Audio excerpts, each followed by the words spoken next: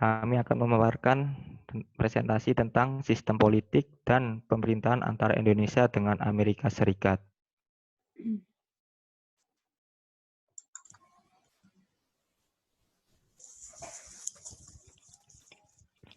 Negara Indonesia dan Amerika Serikat memiliki banyak persamaan. Di antaranya, sama-sama negara demokrasi, sama-sama menganut sistem presidensial, dan sama-sama negara yang memiliki keberagaman.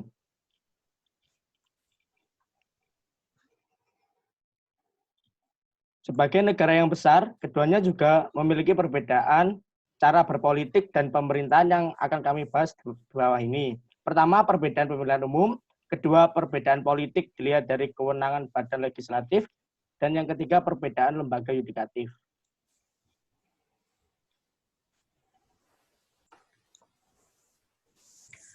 Pemilu presiden di Indonesia. Pemilihan umum secara langsung demi menciptakan pemilu bersifat langsung, umum, bebas, rahasia, jujur, dan adil, serta sesuai dengan Pancasila. Sistem pemilihan langsung di Indonesia yang dilaksanakan sejak tahun 2004 dilakukan langsung di mana suara rakyat akan berdampak pada kewenangan calon presiden tanpa terwakili, dengan harapan terpilihnya presiden dan wapres yang dipilih langsung oleh seluruh rakyat Indonesia. USA, sistem Electoral College, dirasa cocok dengan bentuk negara federal, di mana pemilu akan diawali oleh pemilihan oleh masyarakat atau popular vote. Setelah pemenang dari popular vote ditentukan, maka elektoral atau majelis pemilih akan dipilih oleh partai sesuai dengan kuota dari negara bagian masing-masing.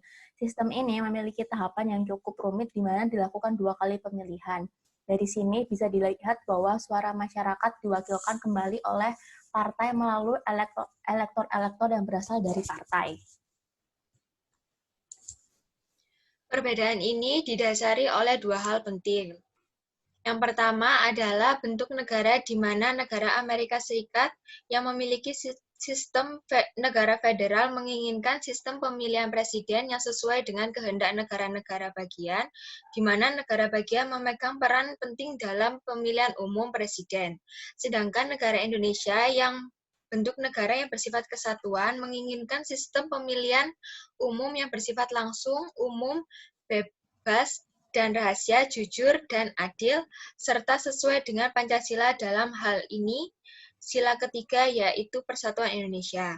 Yang kedua adalah tujuan dari pemilu itu sendiri. Di sini Amerika Serikat sengaja mendesain sistem pemilunya menjadi sistem yang kompleks, mulai dari nominasi sampai hari pemilihan dilakukan demi menjaga agar hanya individu yang memiliki kualitas terbaik yang akan menjadi presiden. Ini pun dibuktikan seperti di pemilu 2016, di mana rakyat Amerika sudah bisa mengetahui kualitas calon presiden jauh sebelum pemilu diadakan.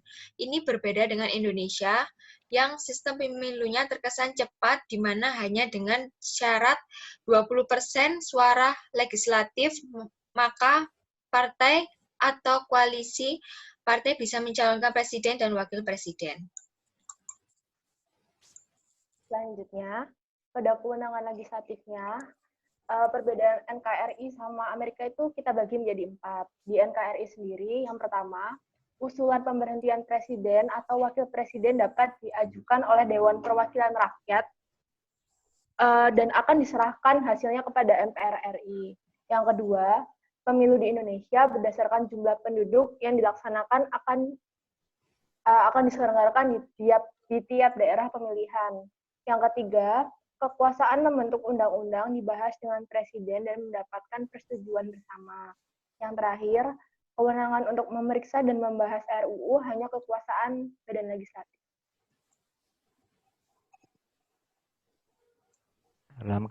Dalam kewenangan legislatif terdapat perbedaan.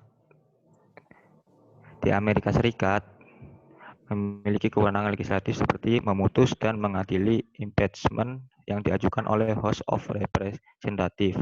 Senat mempunyai hak untuk mengadili dan menentukan bersalah tidaknya pejabat yang bersangkutan. Dewan memiliki hak tunggal untuk mengajukan tuduhan yang dapat menyebabkan persidangan impeachment nantinya. Selanjutnya, kekuasaan legislatif Amerika Serikat diberikan sepenuhnya kepada sebuah Kongres Amerika Serikat yang terdiri dari sebuah Senat, Dewan Perwakilan Rakyat tanpa campur tangan Presiden. Selanjutnya, pemilu di Amerika Serikat menggunakan sistem distrik.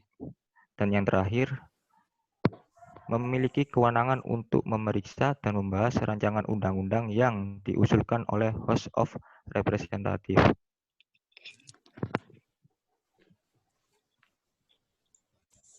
Yang terakhir, perbedaan lembaga yudikatif antara Indonesia dan Amerika Serikat. Indonesia memiliki Mahkamah Agung dan Mahkamah Konstitusi. Mahkamah Agung atau MA memiliki wewenang sebagai mahkamah tertinggi untuk kasus perdata, pidana, tata usaha negara, agama, dan militer. Namun hanya bisa menentukan keabsahan peraturan di bawah tingkat undang-undang dan keputusan presiden, seperti keputusan menteri dan peraturan daerah. Sementara Mahkamah Konstitusi atau MK menentukan keabsahan undang-undang dan keputusan presiden. Sebaliknya, di Amerika Serikat, semua perkara dan peraturan menjadi wewenang Mahkamah Agung Amerika Serikat atau Supreme Court of the United States. Amerika Serikat tidak memiliki mahkamah konstitusional.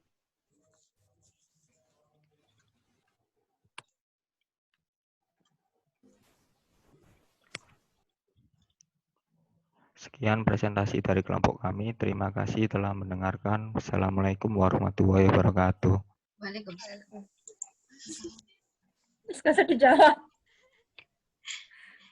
Ya, aku matiin ini. Selesai. Yeay.